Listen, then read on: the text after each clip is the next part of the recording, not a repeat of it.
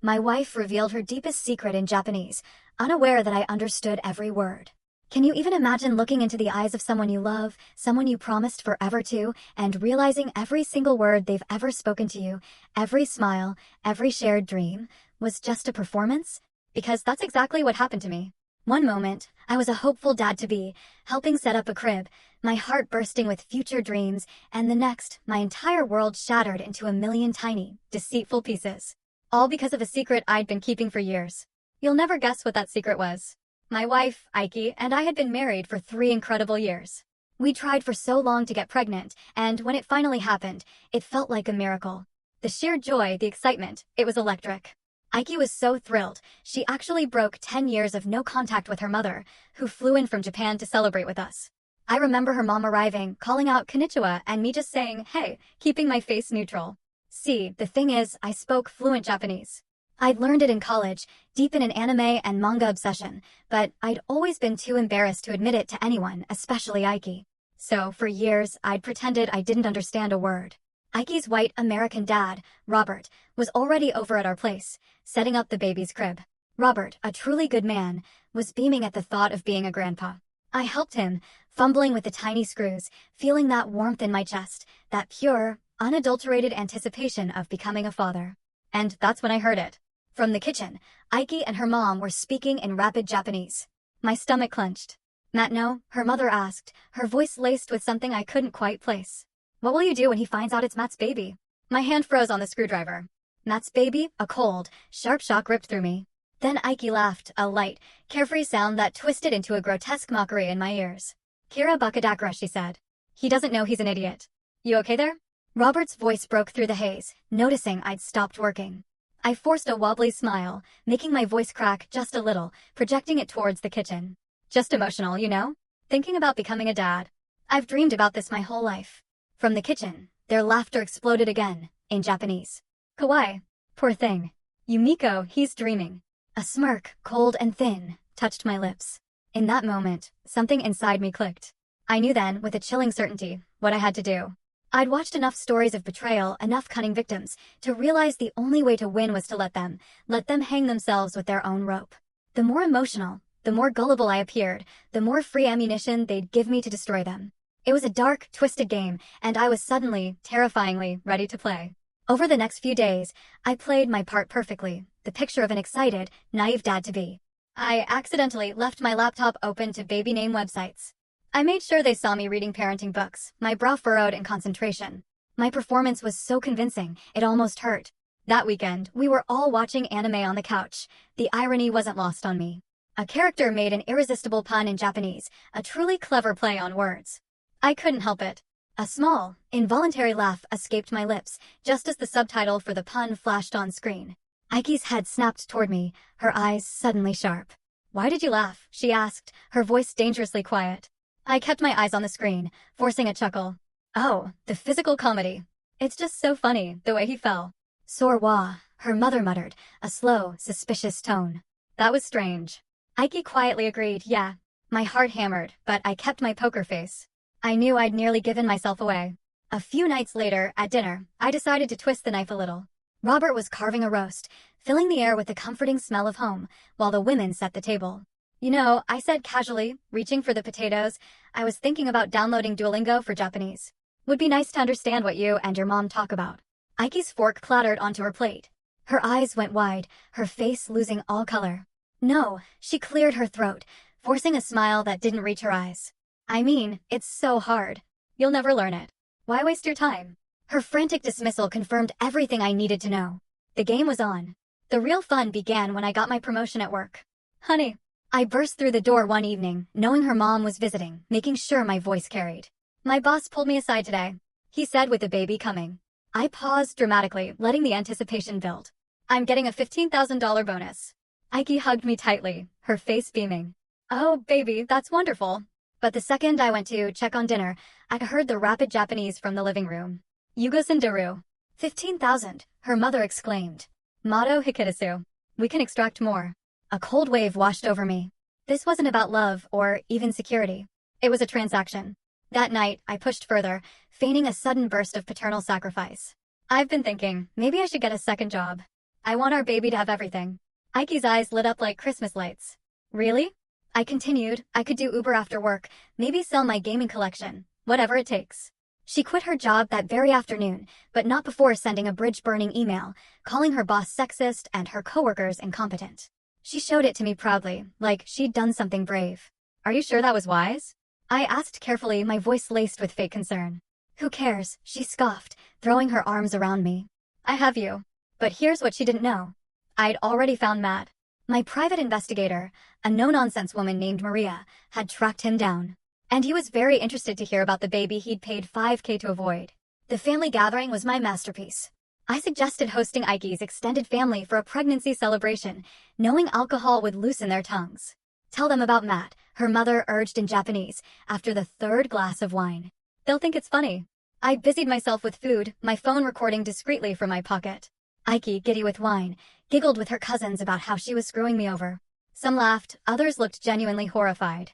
Her aunt tried to shush her, but Ike was on a roll. Mata nichin shitera, mata onaji koto suru, she slurred. If I get pregnant again, I'll do the same thing. That's when I made my move. I walked in with a tray of appetizers, a blank, innocent smile plastered on my face. What are you all laughing about? I wish I could understand. The guilty silence was deafening. Several cousins couldn't meet my eyes. Just girl talk, Ike slurred, even though we'd agreed she wouldn't drink alcohol. About babies, I asked innocently. I love baby talk.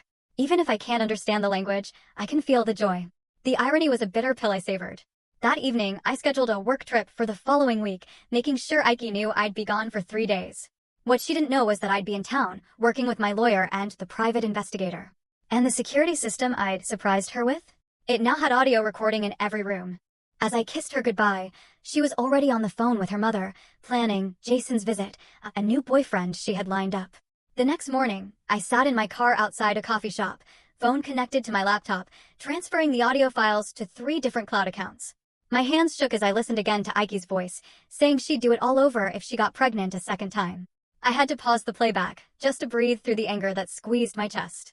This wasn't just evidence of what she'd done. It was proof of who she actually was. Someone who saw me as a resource to exploit, not a person to respect. I labeled each file meticulously, with dates and timestamps, creating a system that would let me find specific conversations later. The recording from the family party was over 2 hours, with at least 15 minutes of direct discussion about Matt and the baby. I made notes in a separate document, translating key phrases and marking the exact timestamps of their damning words. By the time I finished, it was almost noon, and my coffee was cold. I pulled up Maria Whitaker's number. She answered with a brisk greeting that, surprisingly, steadied my nerves. I told her I had recordings from the party and new info about Jason. She told me to bring everything and come by at 3 p.m. Her voice was so matter-of-fact, like this was just another case, not my entire life falling apart. That professional distance, oddly, made it easier to breathe. I spent the next 2 hours reviewing my notes, determined to present this clearly, to show her the pattern of deception, not just dump my anger on her desk.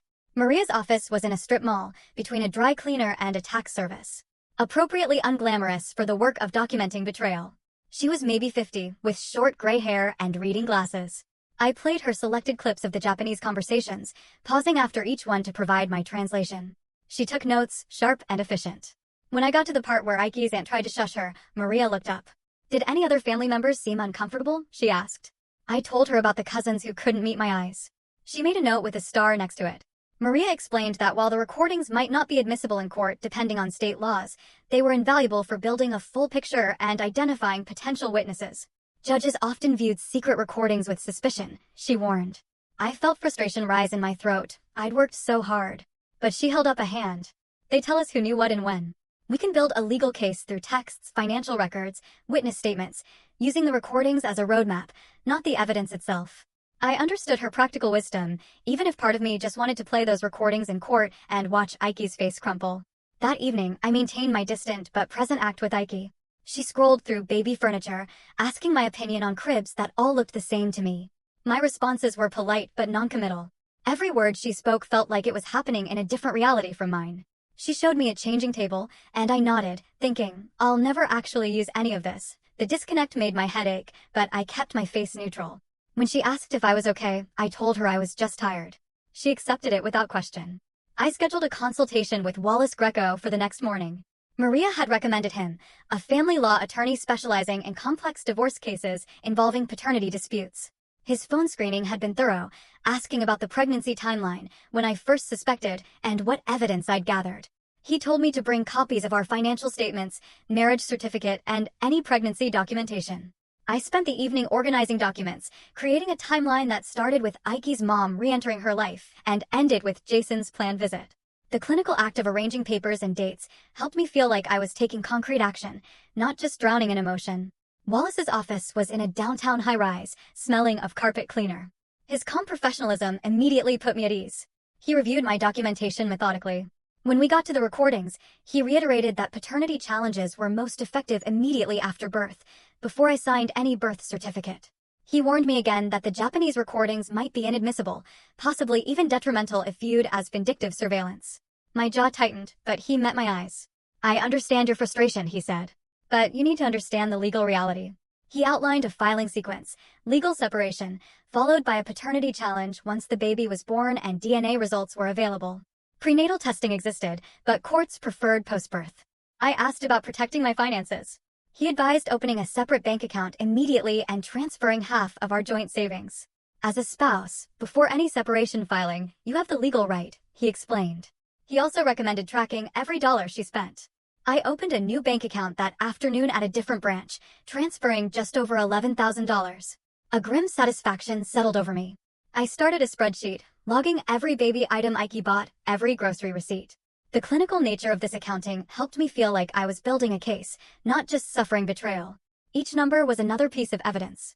That evening, I was making dinner when I heard Ike on the phone in the living room, speaking rapidly in Japanese to her mother. I moved closer to the doorway, pretending to check something in the pantry, and caught her saying something about moving money into her mother's account just in case. My stomach dropped. She was already thinking about hiding assets. Some part of her suspected, or at least sensed, that things weren't right. I made a mental note to tell Wallace. The fact that she was already planning defensive moves meant I needed to stay ahead, keep gathering evidence before she covered her tracks. Later that night, after she was asleep, I opened my laptop. I logged into our router admin panel using a password she never knew existed. The connection logs loaded slowly, showing weeks of activity. And there it was. Starting 3 weeks ago, video calls between 11 p.m. and midnight, always after I'd gone to bed. The destination IP address was consistent, the same unknown location every time, lasting 30 to 45 minutes. I took screenshots, saved them to a hidden folder, and emailed them to Maria, asking her to trace the IP and confirm if it belonged to Jason. My hands shook slightly as I hit send. Another piece of evidence locked down. Maria's response came the next afternoon. The IP address belonged to an apartment complex on the west side of town. Jason Martinez, 28, Unit 3B. Sales job at a tech company. No criminal record, single according to social media. I sat in my car during lunch, trying to process the bizarre triangle. Ike, pregnant with Matt's baby, married to me, and already setting up her next relationship with Jason. The absurdity would have been funny if it wasn't actively destroying my life. That evening, I searched online for therapists specializing in betrayal trauma and divorce preparation. I found Devora Gay's profile, a woman in her 50s with kind eyes.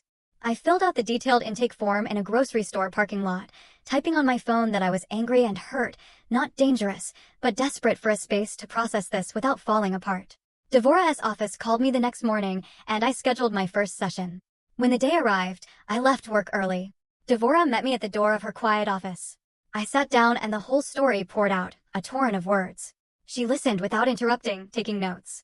When I finished, she asked, "What do you hope to achieve through all this evidence gathering?" I told her I wanted to expose Ike, make sure everyone knew what she'd done. Devora nodded slowly. "Would that serve your healing, or just your anger?" The question hit me harder than I expected, sitting in my chest like a weight. I didn't have a good answer. Over the next week, I started quietly removing things from the house during my lunch breaks. I rented a climate-controlled storage unit across town. I took my parents' photo albums first, then the letters my dad wrote to my mom, stored in a shoebox. A few pieces of furniture that had belonged to my grandparents. Each trip felt like dismantling the life I thought I was building, packing away pieces of my history before they became collateral damage. I photographed everything, creating a digital inventory. Ike noticed the missing wedding photo on Thursday evening. She was dusting the living room shelf, then stopped, staring at the empty space. "Where did it go?" she called out, casual but curious. I walked in from the kitchen. "Oh, I took it to get the frame repaired," I said, a ready lie. The corner was coming loose, Didn't want it to fall and break. She accepted it immediately, nodding and moving on. Her easy acceptance of my lie mirrored exactly how she'd been lying to me for months, and I felt a grim satisfaction at turning her own tactics back on her. The photo was actually wrapped carefully in bubble wrap in my storage unit. Maria called me on Friday with news about Matt. She'd scheduled a meeting with him under a vague pretext. He'd agreed to meet at a coffee shop on Saturday. Maria invited me to observe from a distance, to see his reactions firsthand without him knowing I was there. I agreed immediately. Saturday morning, I arrived at the coffee shop 20 minutes early, claiming a table a few rows back. Old baseball cap, dark sunglasses, a newspaper open in front of me. Matt showed up right on time, a tall guy in his early 30s, looking nervous. Maria waved him over. Even from a distance, I could read his body language. At first, confused, arms crossed. Then Maria must have mentioned Ike's name, because his whole posture changed. He leaned forward, hands running through his hair, his legs bouncing. He kept shaking his head, mouth moving rapidly. At one point, he put his face in his hands. After about 40 minutes, Maria stood up. Matt left, walking fast like he couldn't get away quick enough. I waited 5 minutes before joining Maria. He admitted everything, she said, keeping her voice low. The affair, the $5,000 payment, all of it. Ike told him she was going to handle it. He assumed abortion or passing the baby off as her husband's. He seemed genuinely shocked to learn she was planning to keep the baby and that you might be discovering the truth. Maria had recorded the entire conversation with Matt's permission. She handed me a business card with a code on the back, the password to access the audio file. That night, I stood in our bathroom after Ike had gone to bed, staring at my reflection. I tried to practice what I'd say when I finally confronted her. I imagined revealing my Japanese fluency, watching her face change. I pictured playing the recordings, making her sit through the proof of her own betrayal. But every script felt wrong. Too dramatic, too weak. I couldn't find the right tone. After an hour, I gave up and went to bed, lying awake, still practicing impossible conversations. Wallace called early the next morning as I was making coffee. I stepped into the garage to take it. He got straight to business, then dropped a bombshell, recording laws. You need to be very careful in our state, he said. Some places require two-party consent. If everything you've captured is illegal, you could face criminal charges. It could destroy your entire case. I sat down on my toolbox, suddenly feeling sick. The thought that all my evidence could backfire and land me in jail hadn't even occurred to me. Wallace said he'd look into our specific state laws, but I should hold off on any more recording. I spent the rest of the morning searching online. My hands shook as I scrolled through legal language. Finally, around noon, I found it. Our state was a one-party consent state. I could legally record any conversation I was part of or that happened in my own home. The relief hit me so hard, I had to put my head between my knees. Wallace called back an hour later to confirm my research, but added a warning. Even legal recordings could be viewed negatively by judges if they looked like harassment. The goal is to document genuine behavior, he stressed. I assured him I understood, and that I'd only use the recordings to capture what naturally happened during my work trip. 2 days later, I installed the security system while Ike was at a doctor's appointment. Small cameras, audio recording capability hidden in plain sight. The whole setup took about 90 minutes. When she got home, I showed her the new system with what I hoped looked like excited pride. With the baby coming, I want to make sure our home is secure, especially when I travel for work. She smiled and hugged me, saying it made her feel safer. She had no idea she'd just approved her own surveillance. That night, during a quiet dinner, I suddenly grabbed my stomach and let out a sharp gasp. Ike's face went pale. She doubled over slightly. My fork clattered. All my anger and planning were forgotten in an instant. What's wrong? I asked, already grabbing my keys. Sharp pains, she gasped. Worse than anything. We were going to the hospital. The drive felt like an hour, my knuckles white on the steering wheel. At the hospital, they whisked her away. I paced in the hallway. A doctor came out 30 minutes later. Round ligament pain, she explained. Not labor. Common and harmless. They'd monitor her, but the baby was fine. Relief and confusion hit me at the same time. In the waiting room, I watched Ike doze, her hand resting on her belly. Something shifted in my chest, a confusing mix of tenderness and betrayal. This was still a person I'd shared 3 years with, someone I'd loved. Even in sleep, she looked vulnerable. And I hated that part of me still cared, despite everything. The complexity of feeling both protective and furious wore me out more than the anger ever had. Robert called the next afternoon to check on Ike. I could hear real concern in his voice. I gave him the medical update. As we talked, I realized with a heavy feeling that Robert was going to be devastated when he learned the truth. He'd been nothing but kind, treating me like family, excited to be a grandfather. The conversation I'd eventually have with him, telling him his grandson wasn't his biological grandson, made me feel sick. He didn't deserve this betrayal any more than I did. 3 days later, I met with Wallace again. He spread a timeline on his desk, walking me through exactly what should happen during my fake work trip. Do not confront Ike, he stressed. No matter what you see or hear. The goal is pure documentation. Let her reveal her plans naturally. Confronting her could look like entrapment. I needed to just watch, record, and document everything, maintaining my cover story.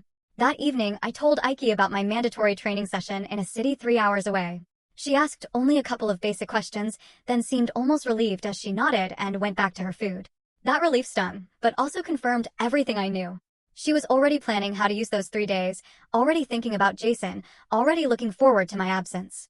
The night before my fake departure, I packed an overnight bag in our bedroom. Enough clothes and toiletries to make the trip look real, even though I'd only be 20 minutes away at a hotel. The next morning, I kissed her goodbye with the same distant affection I'd been showing for weeks. She told me to drive safely, her voice cheerful in a way that made my stomach turn. I drove to a hotel on the other side of town, checked in, and set up my laptop to monitor the security camera feeds. Within 3 hours of my departure, I watched Ike pull out her phone and call her mother.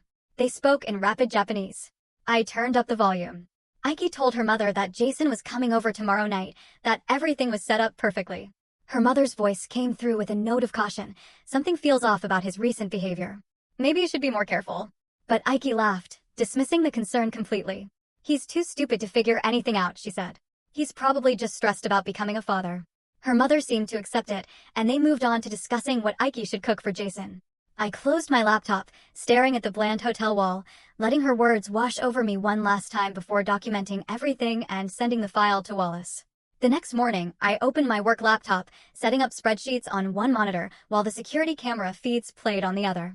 Every hour, I switched to the camera app and watched Ike move through our house. Breakfast around 9 a.m., scrolling her phone.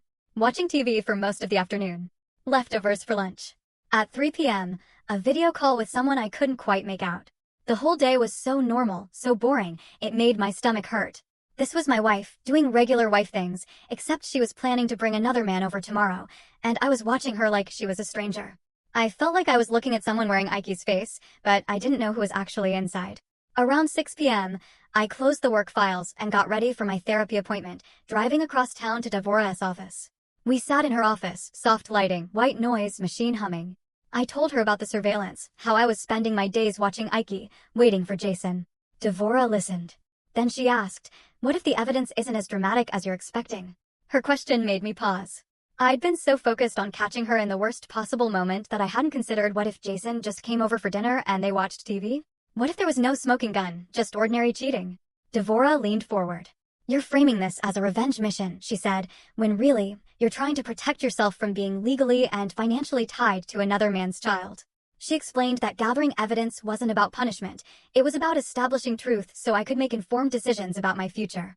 The way she explained it, I felt less like some creepy guy spying on his wife, and more like someone taking reasonable steps to protect himself. I wasn't trying to destroy Ike, I was trying to avoid being destroyed by her lies. When I left her office that night, I felt more grounded than I had in weeks. The second day of my fake work trip started with more remote work and camera monitoring. Ike seemed more energetic that day, cleaning the kitchen, doing laundry. Around 5 p.m., she showered and changed into nicer clothes. My pulse sped up. I knew what was coming. At 7 p.m. exactly, the doorbell camera showed Jason walking up to our front door, carrying takeout and a bottle of wine. I watched Ike open the door, and Jason kissed her right there. Not a quick peck, but a real kiss that lasted several seconds. His hand went to her pregnant belly, resting there like he had every right to touch her. They walked into the living room, and I switched camera views to follow them. They settled on the couch, unpacking Chinese food. Their body language was so comfortable, so familiar. This wasn't a first date. This was two people who had done this before many times. They were playing house in my house, sitting on my couch. I watched them eat and talk for about an hour, unable to hear, but seeing how relaxed they both looked. Then I had to close the laptop. My chest felt tight, my hands shaking.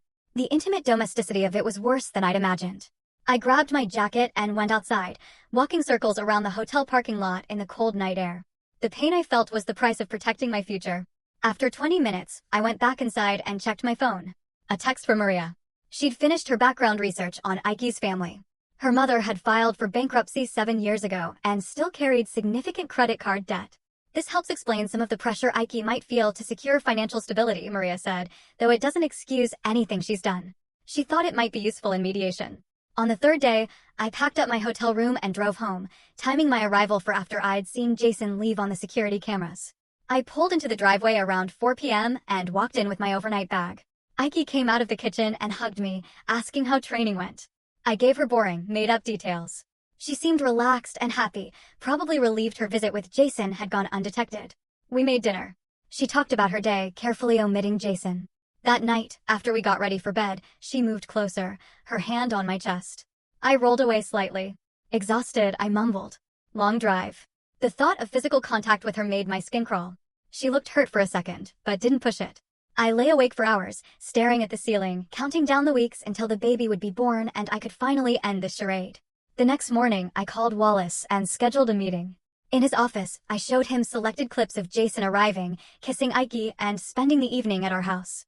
Wallace watched, taking notes. This, combined with the video call logs and Matt's statement, establishes a clear pattern of ongoing deception, he confirmed. He reminded me again that in our state, adultery had limited impact on divorce proceedings. That frustrated me. All this evidence, and legally, it wouldn't change much. The real issue was the paternity challenge and her financial claims. Wallace pulled out a legal pad and drafted a post-birth action plan. Immediate paternity testing. Filing for legal separation within days of results.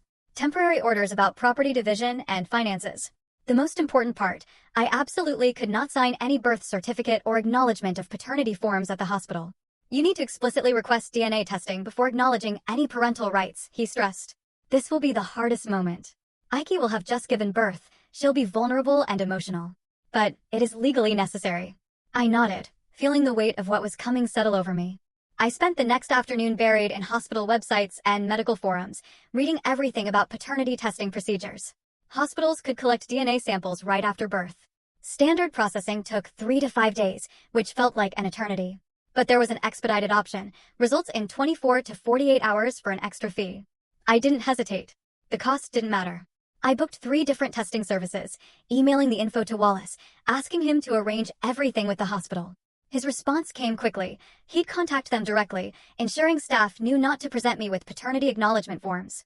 Reading his email gave me a strange sense of relief, like I was finally taking concrete steps instead of just waiting.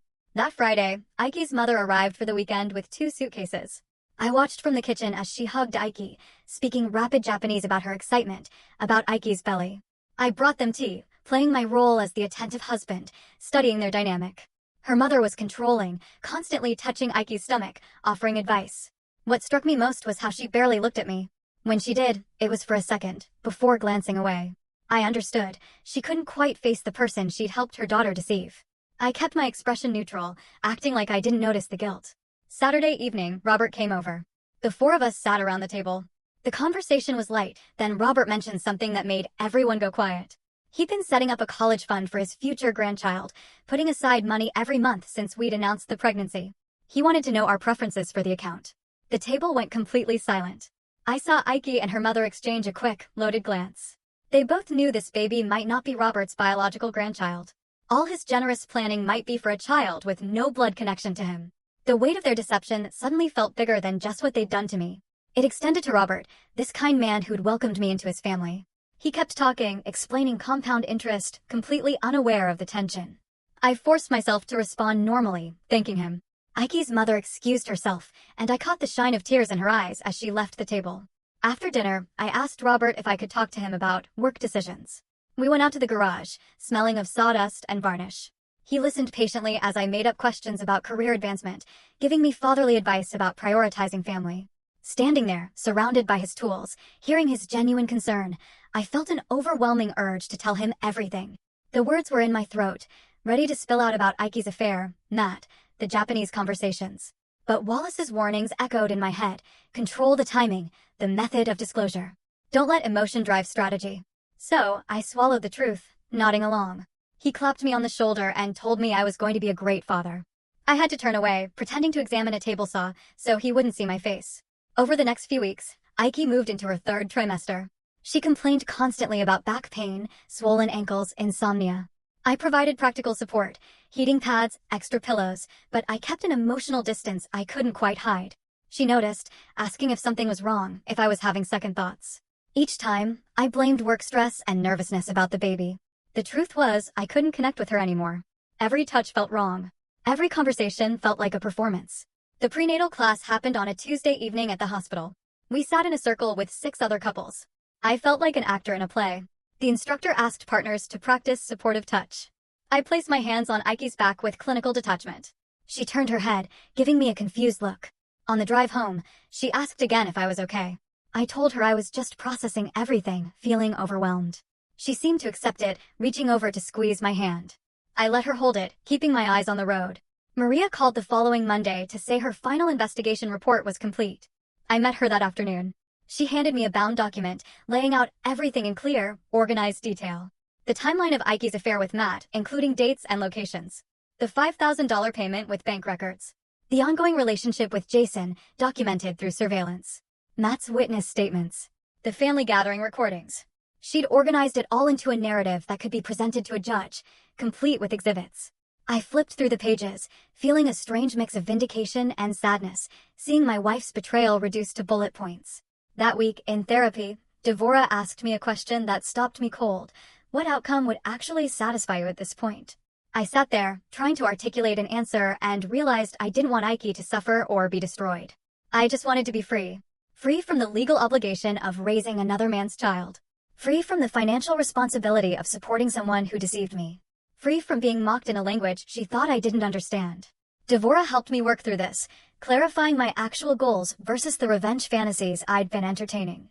My evidence gathering had been about self-protection, not punishment. This clarity helped me refine my approach with Wallace, focusing on legal protection rather than dramatic exposure. I left Devora's office feeling more grounded than I had in weeks. I created a new, secure email account that evening and began forwarding important documents to it: financial records, security footage, Maria's report, Wallace's legal memos. Everything I might need if Ike tried to delete or destroy evidence. I also sent access credentials to both Maria and Wallace. The process took over an hour, but I felt better knowing there were multiple backups. Ike's due date was now just 2 weeks away. The house filled with baby supplies that felt like props in a theater production. I spent a Saturday afternoon assembling the crib Robert had bought, following instructions mechanically, knowing I'd probably never use it. The car seat sat in its box. Tiny clothes hung in the nursery closet. I moved through these tasks, setting up a home for a baby I wouldn't be raising, and the disconnect created a dreamlike state. Ike came in while I was working, watching me. "Are you excited?" she asked. "Yes," I said, my voice steady. She put her arms around me from behind, or tried to, given her size. I stood there, letting her hold me, staring at the half-assembled crib, counting down the days until I could finally end this performance. Wallace's email arrived on a Thursday morning, documents for review. I opened the attachment and spent 2 hours reading through legal language that made everything suddenly real. The petition for legal separation. The paternity challenge. Each paragraph clinical and precise, turning months of betrayal into numbered clauses. I approved everything with my edits and emailed Wallace back, authorizing him to file the moment we had paternity test results. The document sat on his desk, ready to go, just waiting for scientific proof of what I already knew. 3 nights later, I woke to Ike shaking my shoulder. Her face was tight with pain. "Contractions," she whispered. It was 2:17 a.m. I timed the next contraction, 7 minutes apart. I moved through the house with focused energy, packing her hospital bag. Ike gripped the bathroom counter during another contraction. I stood behind her, applying pressure to her lower back, just like we'd practiced. When it passed, I helped her to the car, my hands steady on the wheel. She grabbed my hand during the next contraction, squeezing hard. I squeezed back, because whatever else was true between us, she was still a human being in real pain, and I couldn't just turn off basic compassion. The hospital admitted her quickly. The contractions were getting stronger. I stayed right beside the bed, helping her breathe. I counted out loud. When she wanted ice chips, I got them. When she needed the nurse, I called. Around hour 8, Robert and Ike's mother arrived. Robert hugged me, asking how she was doing. I gave him updates. The 4 of us settled into a vigil that probably looked completely normal to anyone watching. Robert sat in the corner, reading his phone. Ike's mother spoke quietly to her daughter in Japanese.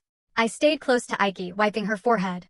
Several times, I caught Robert's eye across the room, and the warmth and gratitude I saw there made my chest physically ache. Because I knew that look would be gone soon. The baby was born at 6:47 p.m. A boy. 7 pounds, 3 ounces. The medical team cleaned him quickly, then placed him on Ike's chest. The room filled with tears and congratulations. Robert was crying, taking photos. Ike's mother was speaking rapid Japanese about how beautiful he was. The nurses were smiling. I stood slightly apart from the bed, watching this moment that should have been the happiest of my life, but felt more like attending a funeral. The baby made small noises. Aiki was crying and smiling at the same time. Everyone was so focused on the new life that no one noticed I hadn't moved closer, hadn't reached out to touch him. About 30 minutes later, a nurse came in with a clipboard. She smiled at me, explaining the birth certificate paperwork, pointing to the lines where I would need to sign as the legal father. I looked at the form, then at the nurse, and told her quietly, I want to arrange paternity testing before I sign anything. My voice was calm, but the words dropped into the room like stones into still water. Aiki's head snapped toward me, her exhausted face suddenly alert, an expression I'd never seen before. Her mother started speaking rapidly in Japanese, asking, "What's happening? What did he just say?" I turned to face her and responded in fluent Japanese. I would like to establish paternity before accepting legal responsibility for the child. I watched the color drain from her face as she realized I'd understood every single mocking word she and Aiki had spoken for months. The room went completely silent, except for the small noises the baby was making. Aiki stared at me. Her expression cycled through shock, then fear, then something calculating, as her mind raced to figure out how much I knew and how long I'd known it. Her mother's face had gone white. Robert looked between all of us, clearly sensing something was very wrong, but not understanding what. I kept my eyes on Aiki and repeated in English, I am requesting a paternity test, which is my legal right as the presumed father. My voice stayed level and factual. The nurse shifted uncomfortably, then cleared her throat and explained that the hospital could collect DNA samples. She pulled out a different form. Aiki just stared at me, tears streaming down her face. The nurse mentioned expedited processing, results in 24 to 48 hours. I told her I wanted the fastest option available at any cost. Aiki started crying harder. I couldn't tell if the tears were from exhaustion, pain, fear, or perhaps even remorse. Her mother spoke to her in Japanese again, asking what she should do. I ignored both of them. When the nurse returned, she had 2 sealed collection kits. She swabbed the inside of the baby's cheek, then mine. Both samples went into a larger envelope. I signed consent forms. When all the paperwork was done, I told Aiki that I would be staying somewhere else until the results came back. I've already packed some of my things, I said. Her mother tried to speak to me in Japanese, maybe forgetting my fluency, or not caring anymore. I ignored her completely. I turned to Robert. Robert, I said, would you step into the hallway with me? He nodded, following me into the bright fluorescent light of the corridor. We walked a little ways down the hall, away from the room. I turned to face him. As gently as I could, I told him there were questions about the baby's paternity. I didn't give him all the details, or offer to play the surveillance footage. I just explained that I had reason to believe the child might not be mine biologically, and that I needed to establish the truth before accepting legal responsibility. Robert's face just crumpled. He leaned back against the wall, his hand covering his mouth. He closed his eyes. Then he opened them and asked me directly, "Do you think Aiki cheated on you?" I told him yes. I had evidence of an affair, and I believed the biological father was someone named Matt. He closed his eyes again, taking several deep breaths. "Are you certain about this?" he asked. I told him about the conversations in Japanese, the private investigator's findings, Matt's admission about the $5,000 payment. I watched his face as I spoke. He seemed to age 10 years in 10 minutes. His shoulders sagged, new lines appeared around his eyes. When I finished, he just stood there, staring at the floor, trying to process that his daughter had lied to everyone, and that the grandchild he'd been so excited about wasn't biologically his. I left the hospital that night and drove straight to the hotel where I'd been staying during my fake work trip. The room felt different now, less like a hiding place, more like a waiting room for my entire future. I plugged in my phone and opened my laptop, creating a folder for the paternity results that would arrive in the next few days. My phone buzzed almost immediately with a text from Aiki asking where I was going. I typed back that I needed space and would be in touch about her recovery. She called twice within 10 minutes. I let both calls go to voicemail. The third call came from her mother's number. I blocked it without listening. Maria texted around 10 p.m., asking if I was okay. I told her I was fine, just waiting. Wallace sent an email confirming he had the separation papers ready to file the moment we had DNA confirmation. I read through the legal language 3 times. My phone buzzed again with another call from Aiki. I turned the sound off. The next morning, I woke up to 7 missed calls and a dozen text messages. Most were from Aiki. 2 were from her mother in broken English, saying I was being cruel. 1 was from Robert, "Are you safe? Can we talk when you're ready?" I responded only to Robert, telling him I appreciated his concern and would call him soon. I spent the day working from the hotel room.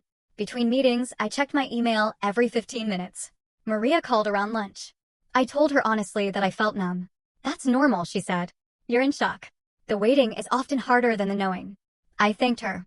Aiki texted that she was scared. I didn't respond. Her mother texted from a different number, saying I was destroying the family. I blocked that one too. Wallace called in the evening to go over the timeline once we had results. He explained that service of papers would happen within hours of filing, that Aiki would be served at her mother's house. He asked if I was prepared for her reaction. I said yes.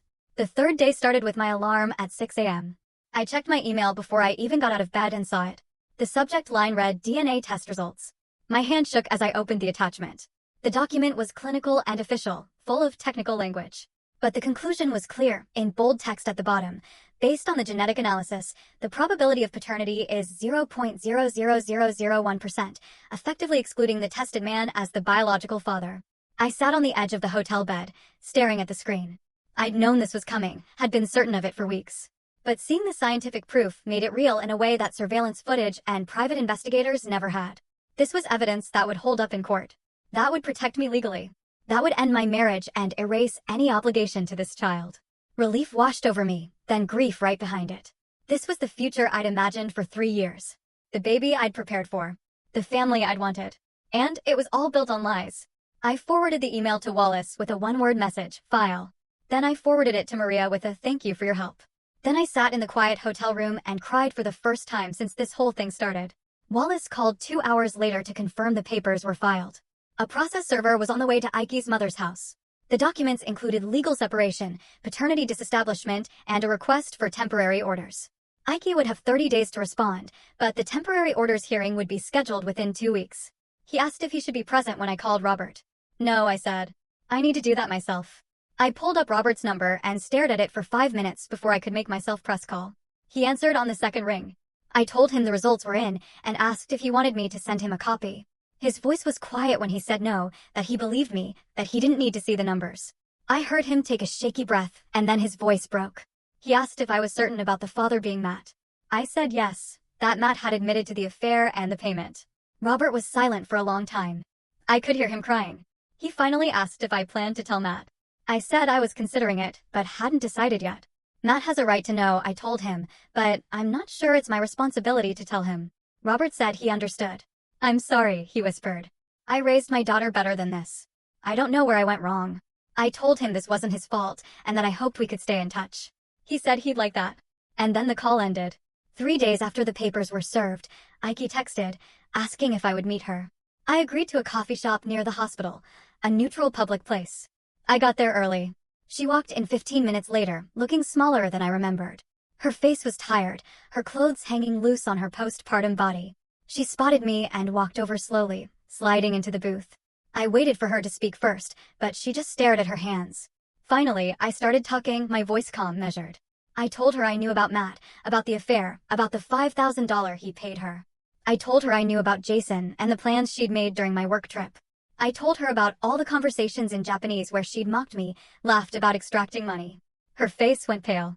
She opened her mouth, but nothing came out. I kept going. I told her I'd understood every word she and her mother had said from the very beginning. That I spoke fluent Japanese and had been hiding it because I was embarrassed about my anime phase. I told her I had recordings, witness statements, and now DNA proof that the baby wasn't mine. She started to shake her head, and I held up my hand. I wasn't done. She tried to deny everything at first, saying the recordings were fake, that I'd misunderstood. I just looked at her and waited. Then she switched to minimizing, saying it was just one mistake with Matt, that Jason was just a friend. I kept my face neutral, said nothing. Then she started blaming her mother, saying her mom had pressured her, given her bad advice. I still didn't respond. Finally, she started crying and apologizing, saying she'd made terrible choices, that she was sorry, that she still loved me. I listened to all of it without interrupting, letting her cycle through every approach until she ran out of things to say. Then I spoke. The legal process is moving forward, I said. I won't be signing any paternity documents. You need to contact Matt about his responsibilities as the biological father. She asked through tears if there was any chance we could work things out, if we could go to counseling, if I could forgive her. I told her honestly that the trust was completely destroyed. I can't be married to someone who lied to me in a language she thought I didn't understand, who mocked me with her family, who planned to keep extracting money from me while seeing other men. She put her face in her hands and sobbed. I stood up, left money for both our coffees, and walked out. I contacted Matt through Maria the next day, sending him the paternity results and Ike's contact information via secure email. I wrote that I wasn't trying to force him into any particular course of action, but that he deserved to know the truth about his biological child. I explained I'd legally disestablished paternity, and he would need to work out support arrangements directly with her. Maria forwarded his response 2 days later. Matt said he needed time to process this and consult with his own lawyer. He thanked me for letting him know and apologized for the situation.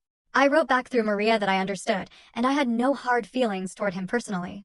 The affair was between him and Ike. Child support was between him and the state. I was done with all of it. 2 months later, I was living in a modest apartment across town, a one-bedroom with decent light and a small balcony.